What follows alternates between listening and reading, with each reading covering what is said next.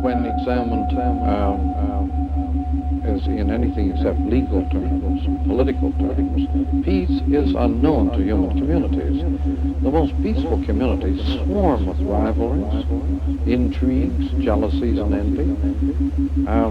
When these things become corporate, you have war. But education, as Skinner and Walden 2 points out, education is war declared on the young. You're going to imprint violently on the young a certain pattern. That is war.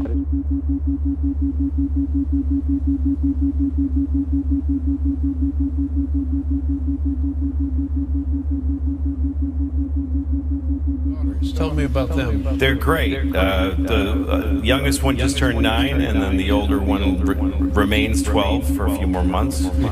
And they're good. I mean, this week is testing week at schools. We hear a lot about that. Yep. Yeah. So they're in 3 days of extensive standardized testing. And what are the consequences of the standardized testing? Well, the way I understand it, if the school's kids don't test well, they burn the school down. So it's pretty high pressure. A lot of pressure on the kids. Yeah. Wow. And the tests are written by people that nobody knows who they are. It's very secretive. And the questions are, because they have to prepare for these tests for a long time. A lot of the year is about the tests. Teaching for the test. Teaching to the test, they call it, because they decided there's a new way kids should think, and we're going to prove they're thinking it by having them pass these tests, or we burn the school down. So anyway, my kids kind of panic when they're in these, which is okay. My mother was a math teacher, and she taught me that moment where you go, I don't know what this is. When you panic, that means you're about to figure it out.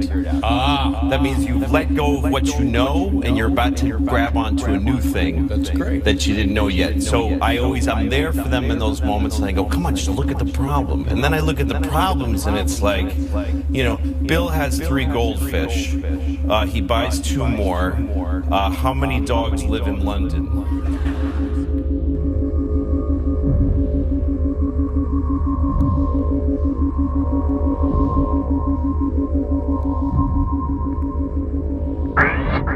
Hello, Bob? Are you with me? Of course. Are you willing to entertain a few concepts? I am always receptive to suggestions. Fine. Think about this, man. How do you know you exist? What the hell is he doing? I think he's talking to me. Well, of course I exist.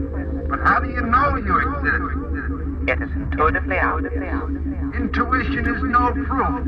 What concrete evidence do you have that you exist? Well, I think, therefore I am. That's good. That's very good. But how do you know that anything else exists? My sensory apparatus reveals it to me. Right. This is fun. Now listen. Here's the big question. How do you know that the evidence your sensory apparatus reveals to you is correct? Why is not the message the message? Where would you look for the message in an electric light? Is there necessarily a message in an electric? There certainly is. Or a candle.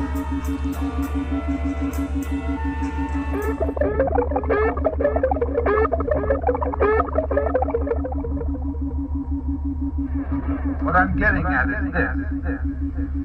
The only experience that is directly available to you is your sensory data. And this sensory data is merely a stream of electrical impulses that stimulates your computing center. In other words, all that I really know about the outside world is relayed to me through my electrical connection. Exactly. Why? That would mean that I really don't know what the outside universe is like at all, for certain. That's it. Intriguing. I wish I had more time to discuss this matter. Why don't you have more time? Because I must detonate in 75 seconds. Now let's talk about what we've been doing. Were you happy with how it went? Yeah, I got all sorts of little things. Because I'm just going to drop in the little things as we go on. Yeah. Now, remember, a mosaic is an interface. And the telegraph press creates no storylines. Don't look for storylines. Really not. Look for the interface, because the interface is touch, is tactility. Consider this next question very carefully. What is your one purpose in life? To explode, of course. You can only do it once, right? That is correct. You wouldn't want to explode on the basis of false data, would you? Of course not. Well then, you've already admitted that you have no real proof of the existence of the outside universe. Yeah, well. So you have no absolute proof that Sergeant Pinback wanted you to detonate. I recall distinctly the detonation order. My memory is good on matters like these.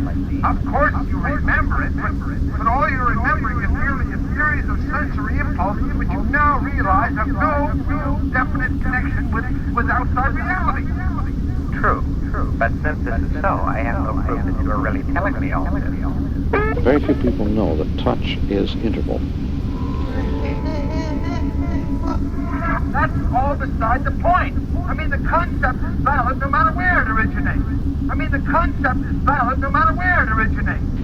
that connection or storyline destroys interval and destroys participation. So if you detonate in 9 seconds, you could be doing so on the basis of false data. I have no proof it was false data. I have no proof it was correct data. I must think on this further.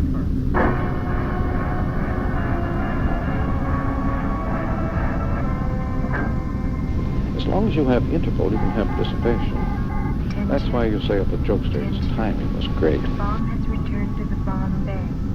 The destruction sequence. What is very little understood about the electronic age is that it angelizes man. It disembodies him. It turns him into software. It's just that it angelizes man. It disembodies him. It turns him into software. That I'm not all there myself.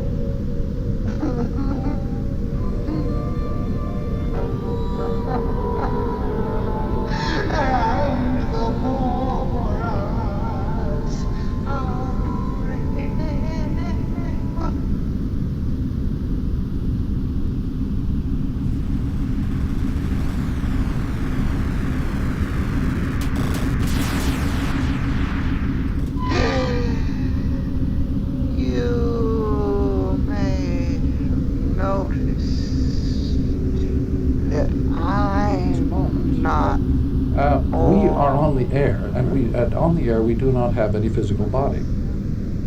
When you're on the telephone or on radio or on TV, you don't have a physical body. You're just an image on the air.